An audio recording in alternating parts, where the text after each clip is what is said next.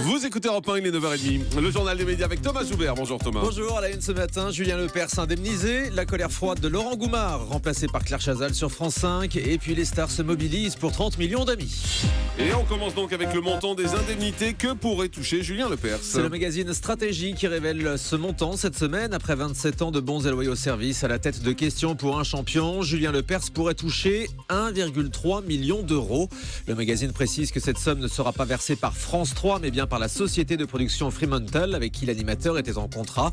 Stratégie révèle aussi le salaire que touchait Julien Lepers pour présenter son jeu. On parle de 40 000 euros par semaine de tournage, à raison d'un tournage par mois environ. Pour le moment, l'animateur refuse de commenter une éventuelle action juridique qu'il pourrait intenter contre France Télé. Cette semaine, l'Express annonçait qu'il allait saisir le tribunal des prud'hommes. Laurent Goumard s'explique pour la première fois sur son remplacement par Claire Chazal sur France 5. L'ex-animateur d'entrée libre a été écarté de l'antenne de France 5 en ce début d'année. Il a dû céder sa place à Claire Chazal à la présentation du magazine culturel quotidien à 20h15.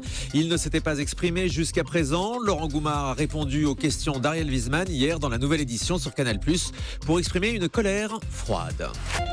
Claire Chazal, j'ai rien à dire sur Claire Chazal.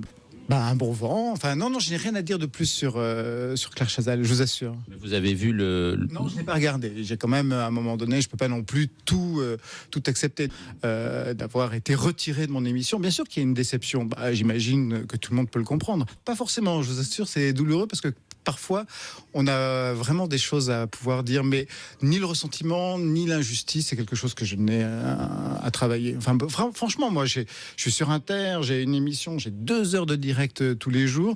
J'ai plutôt envie de me consacrer à ça plutôt que d'avoir des commentaires à apporter, de surcommentaires, etc., etc. Je ne suis pas Julien Lepers. Voilà, c'était dans la nouvelle édition. Hier, on était avec Julie qui était déchaînée. Hein. Ouais. Vous étiez dans un état. Ça a terminé avec Vous une vous en bataille souvenez de pas biscuits Mais roses. j'ai pas eu cette impression que j'étais speed et énervée.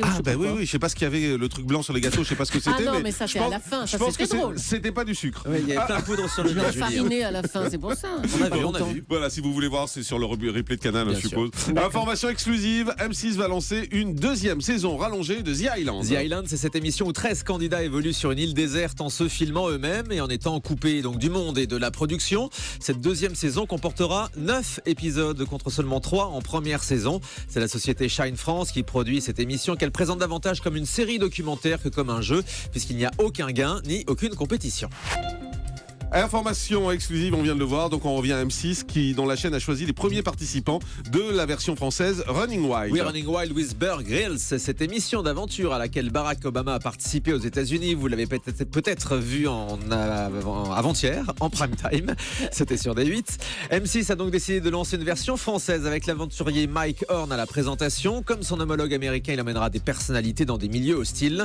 Et selon Télé Loisirs, le premier participant sera Michael Youn, qui tournera en Namibie, suivi de M. Pokora, qui devrait se rendre dans un coin reculé d'Amérique du Sud.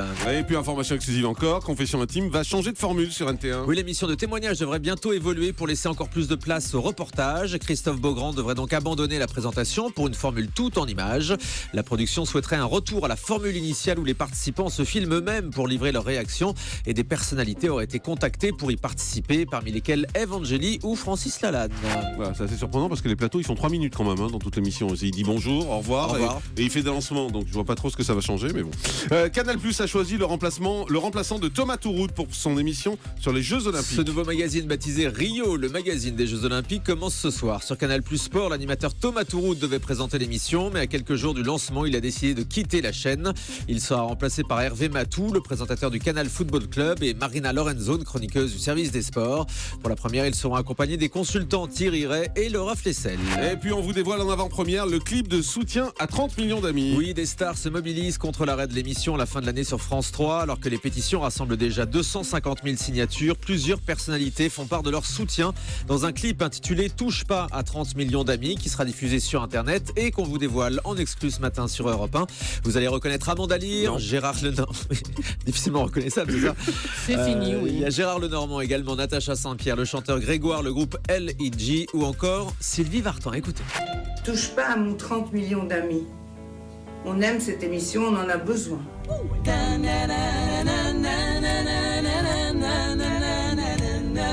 Touche pas à mon 30 millions d'amis. On ne touche pas à 30 millions d'amis. Attention.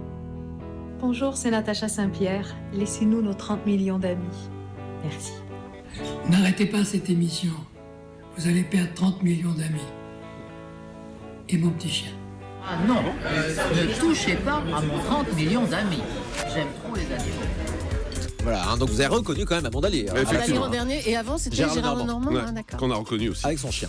TF1 a autorisé à racheter la société de production Newen. L'autorité de la concurrence a effectivement donné son accord hier à la prise de contrôle de Newen par le groupe TF1. Newen, c'est la société qui produit notamment Plus belle la vie. L'autorité estime que ce rachat ne pose pas de problème de concurrence. France Télé pourra donc avoir des émissions produites par une société qui appartient désormais à son concurrent TF1. La nouvelle directrice générale de Newen, Bibiane Godefroy, déclare ce matin dans le Figaro qu'elle compte produire pour toutes les chaînes. Elle prépare notamment des grands documentaires dans la lignée de ceux de Yann Arthus Bertrand ou encore un jeu d'Access Prime Time autour de la danse. Et on termine avec le chiffre du jour. 3 comme la 3e saison de la série Les Hommes de l'Ombre sur France 2. Cette fiction qui s'intéresse aux coulisses de la communication politique. Le tournage commence aujourd'hui. Une 3e saison qui s'intéressera à la chute d'un gouvernement. Carole Bouquet reprend son rôle de première dame instable. Et puis 2 comédiens font leur arrivée. Rachida Brakni dans le rôle d'une ministre et Laurent Lucas dans celui du premier ministre.